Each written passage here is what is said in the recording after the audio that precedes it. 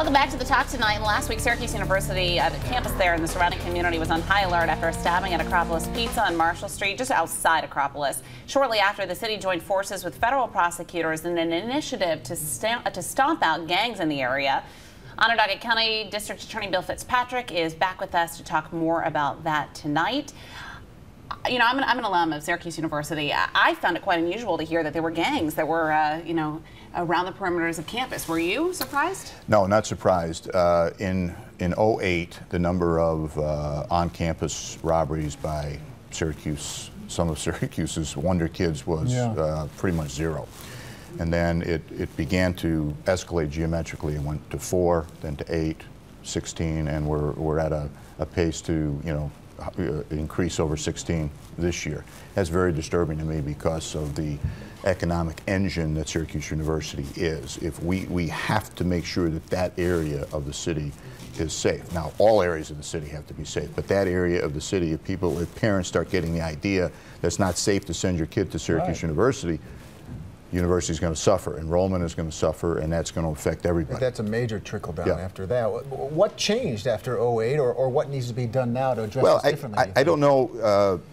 I mentioned earlier I was talking about the connective corridor, which sounds great, but if you open up the means of access to the university, to the immediate surrounding area, a good portion of Syracuse University is surrounded by gang territory. There's Bricktown, there's VNOT, you have the east side, the East Fayette projects. You some have of the gangs poorest there. neighborhoods, some of the poorest neighborhoods. So I'm not sure what the theory is on that. I mean, I don't know that somebody from the Sedgwick area or from somebody from the Valley is going to say, "Wow, now I'm going to walk up to Syracuse University." But Willie Sutton robbed banks because that's where the money is, and if you want to steal something where you can get quick cash for it, a cell phone or laptop or something, there's 10,000 kids up there, all of whom have the aforementioned. So I think that SPD is going to deal with this and maybe devise some strategy. Well, I think what's particularly concerning for police, I talked to Tom Cannellan last week, these incidents are violent. You're not just talking about somebody stealing a laptop now. We had this stabbing incident on Marshall Street. There was a shots fired call there just a couple of days before. Are you noticing that there's more of a tendency towards violence in this area? Yes, very much so, Megan. Let me point out that a couple of years ago, the New York State Legislature, in their wisdom, changed a lot of the drug laws in the state of New York. Not the Rockefeller drug laws. The Rockefeller drug laws were reformed probably 7 or 8 years ago. They now divest discretion on jail for drug offenders almost exclusively to the judiciary. Somebody can be a multiple offender, a high-level offender, selling narcotics, and get into treatment court, get into diversionary programs, and so forth and so on.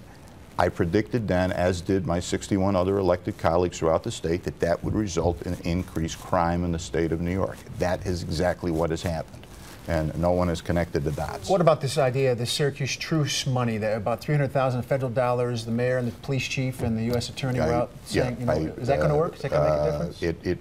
It is diversionary programs, dealing with gangs on a non-confrontational basis is something that we've been trying for the better part of 2 decades. It started under the Bernardi administration. Unfortunately, we had the death of Bill Lott a couple of years ago, who was very, very actively involved in that, and his loss has greatly affected that. I'm for anything that works, but I do demand accountability. If you're going to spend $300,000, my first choice would be give it to the Syracuse Police Department, go hire some more officers and put them on Marshall Street. That would be my first choice, but somebody in their wisdom decided that we're going to spend it on this grant. Let's see if it works. Okay, we'll keep an eye on that. Thank you, District Attorney. Appreciate you being here. Okay, Max, good to see you guys. Thanks for participating in the talk tonight. All of you who've also posted on Facebook and our website.